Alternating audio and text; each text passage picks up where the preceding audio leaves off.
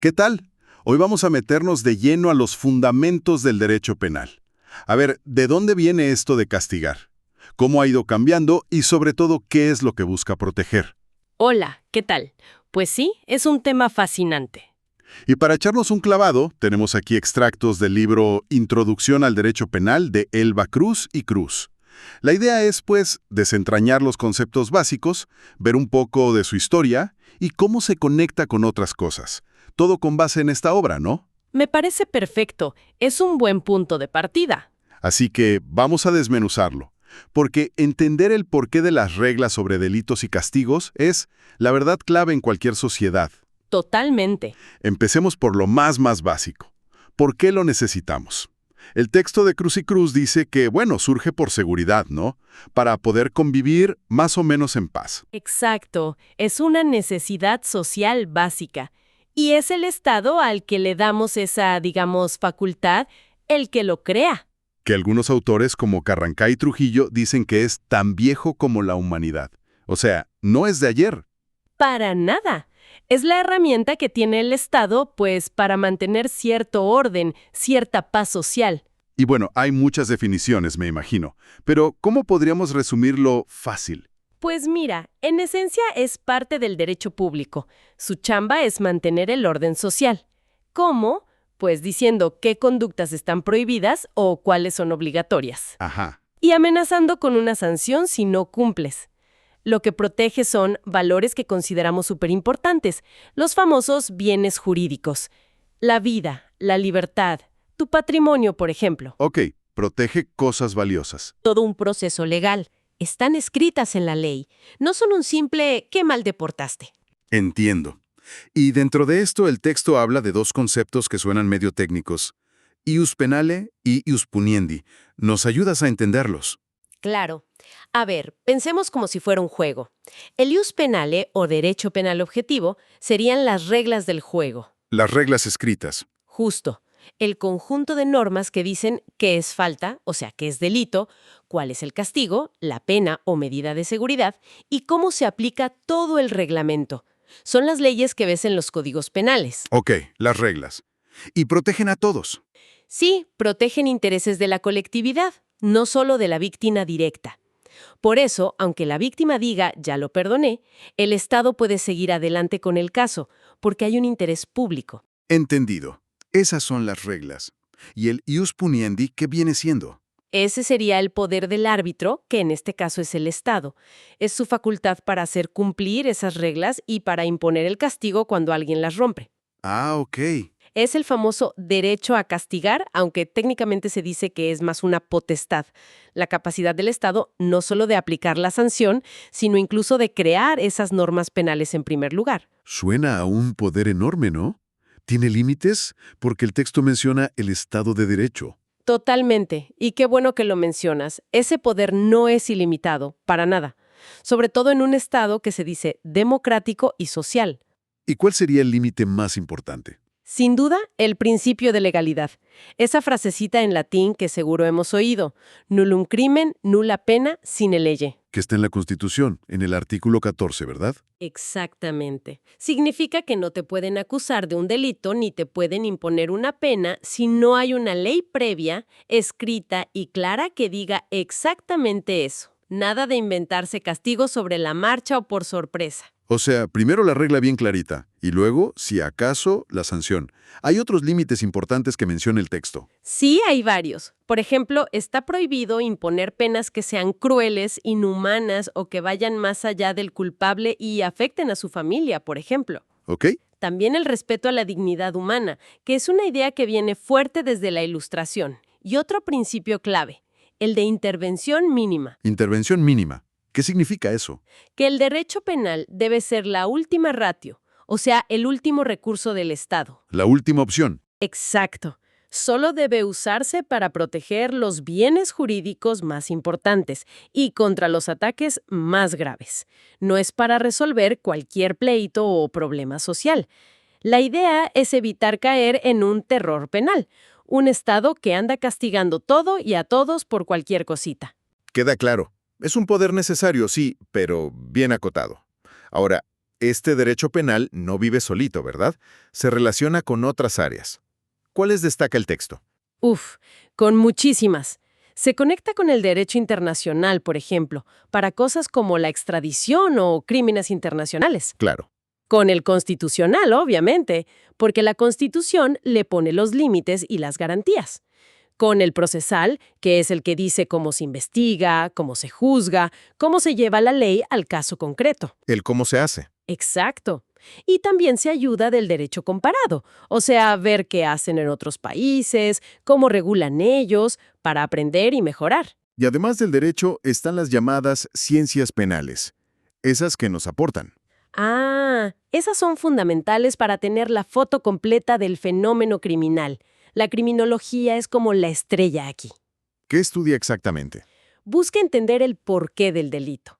No tanto el qué dice la ley, sino por qué la gente delinque. Estudia al delincuente, su personalidad, los factores que influyen. Ya sabes, si son sociales, psicológicos, hasta biológicos. Todo lo que hay detrás. Exacto. Y también cómo reacciona la sociedad ante el crimen. Su meta no es juzgar, sino explicar las causas. Es más descriptiva, explicativa. ¿Y se apoya en otras ciencias para eso? Sí, totalmente. La criminología es como una ciencia que integra conocimientos de otras. Se nutre, por ejemplo, de la sociología criminal. ¿Qué ve lo social, el entorno? Justo, cómo influye el ambiente, los grupos, las pandillas, etc. También de la psicología criminal, que se enfoca en la mente del individuo, su motivación. La psique. Eso. Y la antropología criminal, que ve factores más físicos, culturales, hasta costumbres de ciertos grupos. Y la biología criminal, que explora aspectos genéticos, fisiológicos. Vaya, es un rompecabezas complejo. Bastante. Todas esas ciencias aportan piezas para entender por qué ocurre el delito. ¿Y hay algunas ciencias más enfocadas a la práctica, a la investigación? Desde luego. Están las que llamamos ciencias auxiliares. La criminalística es clave ahí. ¿Esa qué hace? Se enfoca en el cómo, cuándo, dónde pasó el delito. Y sobre todo, en identificar al responsable. Usan métodos científicos en la escena del crimen. Analizan pruebas. Los detectives científicos, digamos. Ándale, algo así. Y está muy pegada a la medicina forense o medicina legal, que es cuando se aplican conocimientos médicos para resolver dudas en un juicio. Como determinar la causa de muerte o analizar lesiones. Exacto. Todo eso que ayuda a aclarar los hechos desde el punto de vista médico. Qué interesante la diferencia entre entender las causas, criminología, y averiguar los hechos concretos, criminalística. Ahora, el texto se pone un poco más teórico y habla de dogmática jurídico-penal y política criminal. ¿De qué van? Ok, vamos por partes. La dogmática jurídico-penal suena complicado, pero básicamente es el estudio súper profundo y ordenado de las leyes penales que tenemos vigentes. Como analizarlas a fondo. Exacto. Los juristas que hacen dogmática agarran las normas, las desmenuzan, las interpretan, buscan que todo el sistema sea coherente, lógico, construyen teorías para entender mejor cómo funciona nuestro sistema legal penal. Es un trabajo muy de escritorio, muy lógico, muy abstracto a veces. Como si desarmaras un reloj para ver cómo funciona cada pieza, ¿no? Justo esa es la idea. Pero, ojo, como dice algún autor en el texto, hay un riesgo. ¿Cuál? Pues de quedarse solo en la teoría, en modelos perfectos que chance no encajan tanto con la realidad social, con los problemas de a de veras que la ley quiere resolver. Entiendo. ¿Y la política criminal? Eso suena a algo más de acción, ¿no? Sí, es más práctica. La política criminal se pregunta, a ver, ¿qué tiene que hacer el Estado para prevenir y combatir el delito de forma eficaz? O sea, ¿qué estrategias funcionan? Exactamente. Se basa en lo que nos dice la criminología sobre por qué la gente delinque y con esa información propone estrategias, sugiere cambios a las leyes, piensa en acciones concretas. ¿Por ejemplo? Pues se pregunta qué penas son más útiles, si conviene más invertir en prevenir o en rehabilitar o en castigar más duro. Busca orientar la acción del Estado en la lucha contra el crimen. Un autor clave aquí fue Franz von Liszt. Y parece que aquí hay debates bien actuales, ¿verdad? Uf, sí, el texto menciona varios. Por ejemplo, la necesidad de ponerle más atención a la víctima, que a veces queda olvidada. Cierto. También hay corrientes crísticas que dicen, ojo, a veces el propio sistema penal es parte del problema. ¿Cómo? Pues definiendo como delitos cosas que en realidad reflejan desigualdad social. Interesante punto de vista. Y una idea clave que resuena mucho hoy, que una buena política criminal, la verdad, empieza por tener una buena política social. O sea, invertir en educación, en empleo, en reducir la desigualdad. Que no todo se resuelve con más cárcel. Justo. De hecho, se advierte contra esa tentación del inflacionismo penal. Creer que por crear más delitos y subir las penas vas a solucionar problemas sociales profundos. A veces es solo una respuesta fácil, pero no la más efectiva. Parece un llamado a pensarle más, a ser más estratégicos y menos nomás reactivos. Oye, cambiando un poco de tema, ¿cómo ha ido cambiando la idea misma de castigar a lo largo del tiempo? El texto hace un recorrido histórico, ¿no? Sí, es un viaje súper interesante. Empieza, imagínate, con la venganza privada. La ley del más fuerte. Algo así. La víctima o su familia, su clan, se cobraban la ofensa como podían y sin límites. Una locura. Me imagino. Y luego, Pues para poner un poquito de orden, surgen cosas como la ley del talión. El famoso ojo por ojo, diente por diente. que hoy nos suena terrible. Claro, pero en su momento, fíjate, fue un avance, porque ponía un límite. La venganza no podía ser mayor que el daño original. También apareció la compensación. En lugar de vengarte, podías recibir una lana, una indemnización. Ok, un primer intento de regular la venganza. Exacto. Luego viene la venganza divina. En sociedades donde la religión era todo, el delito no ofendía a la víctima, ofendía a los dioses. Y los sacerdotes eran los jueces. Generalmente sí. Y el castigo era para calmar la ira divina. Después, con estados ya más organizados, más fuertes, llegamos a la venganza pública. Ahí ya entra el Estado a castigar. Sí, el Estado dice, a ver, el castigo lo pongo yo en nombre de todos. Pero cuidado, esto no siempre significó justicia. Muchas veces derivó en sistemas súper crueles, arbitrarios, desiguales. El poder se usaba para mantener el control a como diera lugar. Pensemos en la quema de brujas y cosas así. ¡Qué fuerte! Hasta que alguien dijo, ¿ya basta? Supongo. Exactamente. Y eso nos lleva al periodo humanitario. Fue una reacción, sobre todo en el siglo XVIII, con la Ilustración. Ahí entra Beccaria, ¿no? Exacto.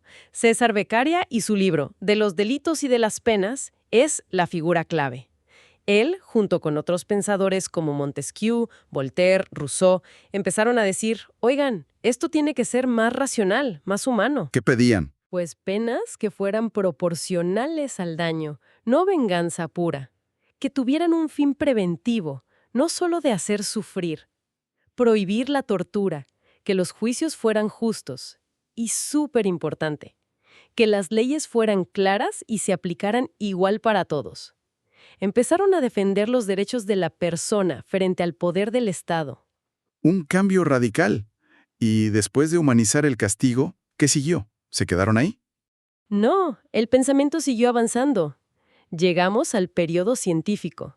Aquí se mantienen los principios humanitarios, la idea de justicia y derechos, pero se añade algo nuevo: estudiar científicamente al delincuente. Ah, ya no solo el acto, sino la persona. Justo, ya no basta con castigar el hecho, hay que entender quién lo cometió, por qué lo hizo. Buscar entender su personalidad, las causas de su conducta, pensar en tratamiento, en readaptación. Y aquí es donde nacen las grandes escuelas de pensamiento penal. Como la clásica y la positivista que mencionaba el texto. Esas son las principales. Son dos de las más influyentes, sí. La escuela clásica, que seguía mucho las ideas de Beccaria, se enfocaba en el delito como un concepto legal, abstracto. Creían en el libre albedrío. Sí, esa era la base. Decían, la gente elige libremente si delinque o no. Entonces la pena era la respuesta justa, la retribución por esa mala elección, y servía para proteger el orden legal. Su bandera era el principio de legalidad, todo claro en la ley. Ok, muy racional, muy legalista. ¿Y la positivista? La escuela positivista, con gente como Lombroso, Ferri y Garófalo, le dio la vuelta. El foco ya no era la ley, era el delincuente. Y usaban otro método. Sí, un método más científico de observar al individuo, medirlo, analizarlo, y ellos, fíjate, negaban el libre albedrío. Creían que el delito estaba determinado por factores que la persona no controlaba, biológicos, sociales, antropológicos. Entonces, ¿la pena para qué era? No buscaba tanto castigar una culpa moral, sino defender a la sociedad. La sanción se basaba en la peligrosidad del individuo. Si alguien era peligroso, había que hacer algo para proteger a los demás. Tratamiento, incapacitación, lo que fuera necesario para la defensa social. Son visiones casi opuestas, ¿no? Uno dice, elegiste mal, el otro, estabas determinado a hacerlo. ¿Hubo intentos de juntarlas? Sí, claro. Después surgieron escuelas que intentaron ser un punto medio, las llamadas escuelas eclécticas.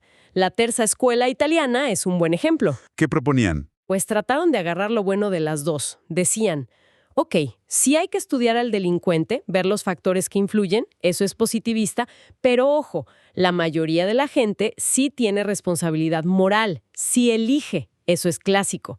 Distinguían entre los que sí entienden y quieren, imputables, y los que no. Un intento de equilibrio.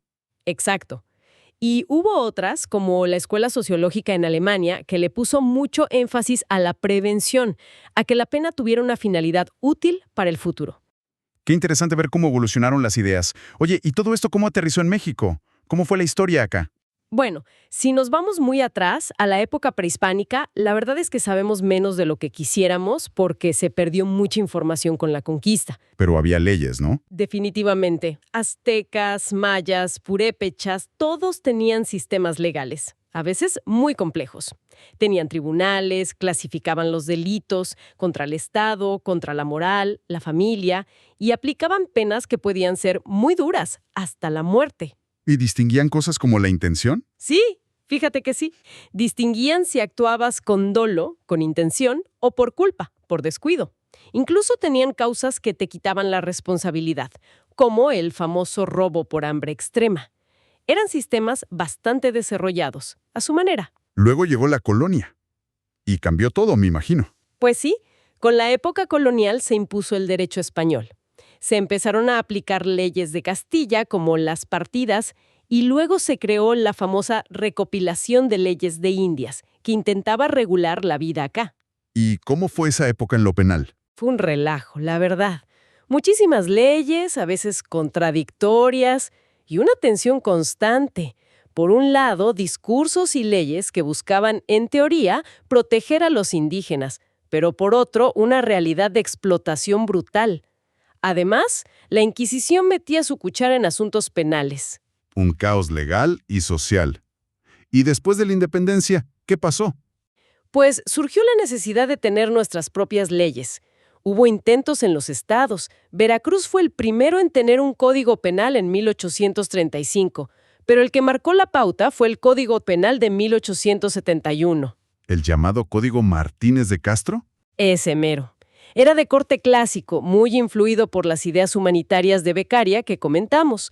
Buscaba orden, proporcionalidad en las penas, claridad. Fue un gran avance. ¿Y después de ese? Hubo otro intento en 1929 y luego llegó el Código Penal de 1931, que es la base del Código Penal Federal que tenemos hoy. Aunque, ojo, ha sido reformado 1000 veces. Y ese ya no era tan clásico. Era más ecléctico. Mantenía la base clásica, pero ya se le colaban algunas ideas positivistas, como tomar en cuenta la peligrosidad o la reincidencia para decidir la pena. Y la época más reciente, la contemporánea.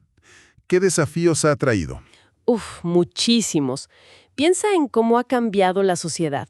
Han surgido formas de delincuencia que antes ni existían. El narcotráfico a gran escala, los delitos informáticos, la corrupción como sistema. ¿El mundo cambió? Totalmente. Y el derecho penal ha tenido que intentar adaptarse. Se han creado muchísimas leyes penales especiales, fuera del código.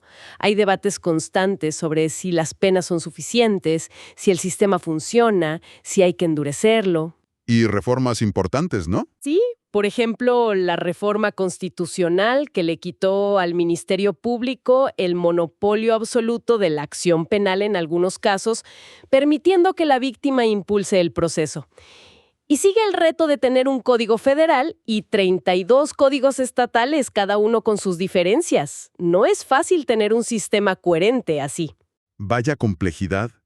Oye, volviendo un poquito a la teoría, para cerrar bien los conceptos. El texto habla de la norma penal y su interpretación.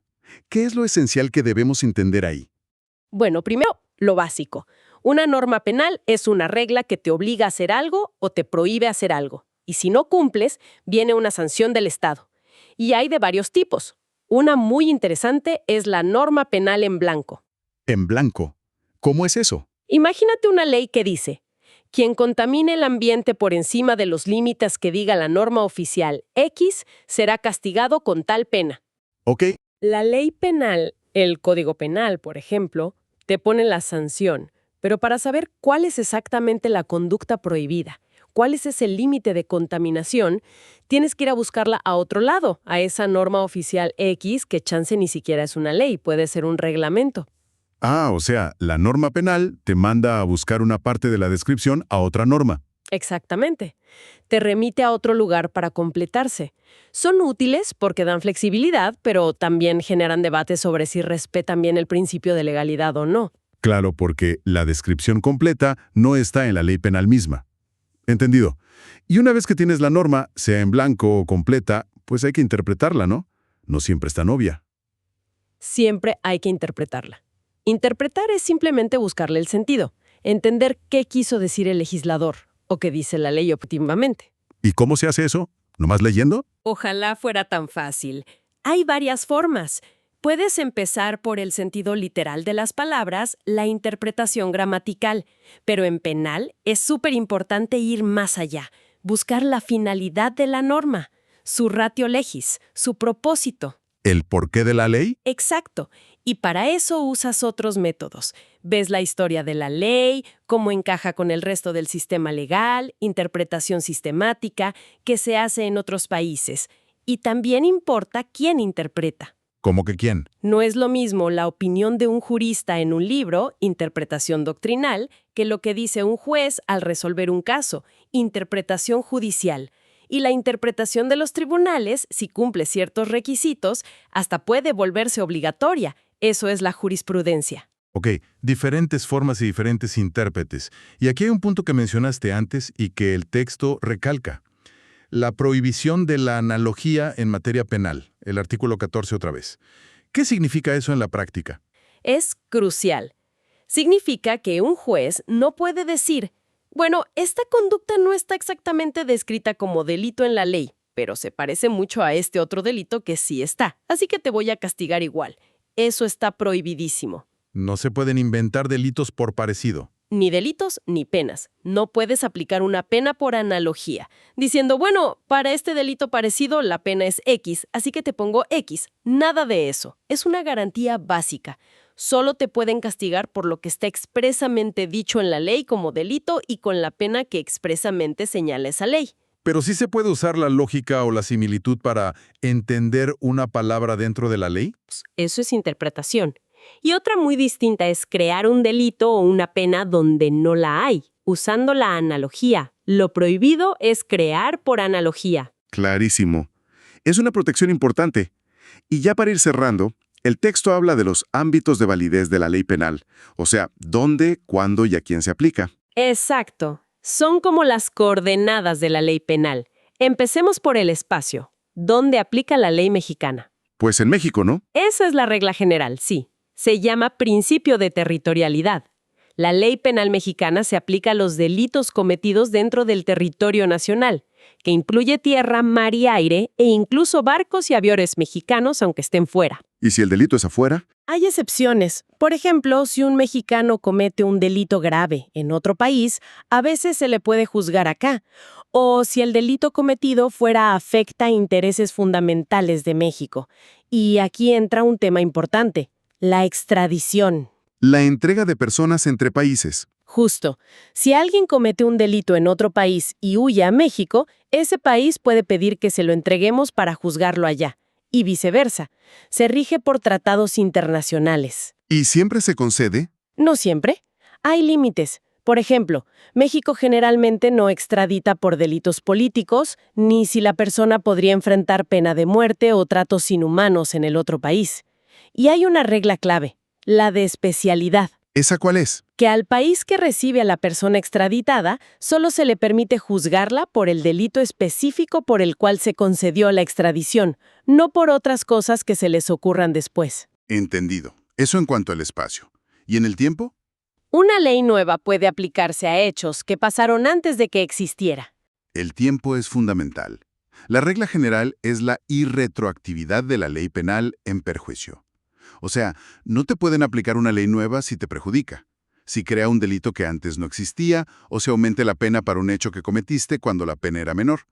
Eso lo prohíbe el artículo 14. No te pueden aplicar leyes hacia atrás si te va peor. Exacto. Pero aquí viene lo interesante. Sí se aplica hacia atrás, o sea, retroactivamente, si la ley nueva es más benigna, si te beneficia. ¿Cómo? Imagina que cometiste un delito y te están juzgando, y justo sale una ley nueva que dice que eso ya no es delito, o que la pena es más baja. Esa ley nueva, aunque sea posterior a tu hecho, se te tiene que aplicar porque te favorece. Es el principio de retroactividad benigna. Qué interesante esa excepción a favor. Ok, ya vimos espacio y tiempo. ¿Y a quién se aplica la ley? ¿Es igual para todos? El principio general, consagrado en la Constitución, es la igualdad ante la ley penal. Se aplica a todos por igual, sin importar quién seas. Pero hay excepciones. Sí, hay dos excepciones principales reconocidas constitucionalmente. La primera es el fuero. Que tienen algunos políticos, ¿no? Ciertos altos funcionarios, sí. El presidente, legisladores federales, ministros de la Corte, gobernadores. No significa que no se les pueda castigar, sino que se requiere un procedimiento especial antes de poder procesarlos penalmente. Para los legisladores y otros se necesita un desafuero. Para el presidente y gobernadores, un juicio político previo. Un requisito extra. ¿Y la otra excepción? La inmunidad diplomática. Los embajadores y otro personal diplomático de otros países en México tienen ciertas inmunidades. No se les puede juzgar por los tribunales mexicanos como a cualquier persona. Esto se basa en tratados internacionales y en la reciprocidad entre países. Entendido. Fuero para algunos nacionales, inmunidad para extranjeros específicos. Y ya muy rápido, los otros ámbitos son el material, que define qué delitos ve la Federación y cuáles los estados, porque tenemos un sistema federal, y la competencia por órganos jurisdiccionales, que simplemente dice qué tribunal específico es el que tiene que conocer de cada asunto. Vaya, sí que ha sido un recorrido completo. Desde por qué necesitamos reglas penales hasta cómo y a quién se aplican, pasando por toda esa evolución histórica y filosófica. Queda claro que el derecho penal es una herramienta superpoderosa del Estado. Poderosísima. Pero que por lo mismo tiene límites muy importantes, ¿no? Límites que han costado mucho construir a lo largo de la historia, con debates intensos y buscando adaptarse a cómo cambia la sociedad. Totalmente. Y fíjate que justo esa tensión que mencionas, entre la necesidad de tener un sistema coherente, predecible, lógico, eso que busca la dogmática, y por otro lado, la obligación de responder a una realidad social que a veces es caótica, que cambia rapidísimo, eso que intenta la política criminal, nos deja pensando, ¿no? ¿En qué sentido? Pues el texto lo sugiere entre líneas. ¿Cómo puede este sistema legal, que necesita principios tan firmes como la legalidad para ser justo y dar certeza, cómo puede mantenerse relevante y eficaz frente a retos nuevos y enormes? Pensemos en la delincuencia organizada global, los crímenes por Internet que no conocen fronteras. Fenómenos que desafían lo conocido. Exacto. ¿Cómo enfrenta esos desafíos sin tirar por la borda las garantías individuales, esos límites al poder que tanto costó conseguir? ¿Cómo encontrar ese equilibrio entre eficacia y justicia en un mundo que se transforma a esta velocidad? Es un equilibrio muy, muy delicado, sin duda. Y una excelente reflexión para que nos quedemos pensando. Pues hasta aquí llegamos con esta exploración a fondo de hoy. Muchas gracias por acompañarnos.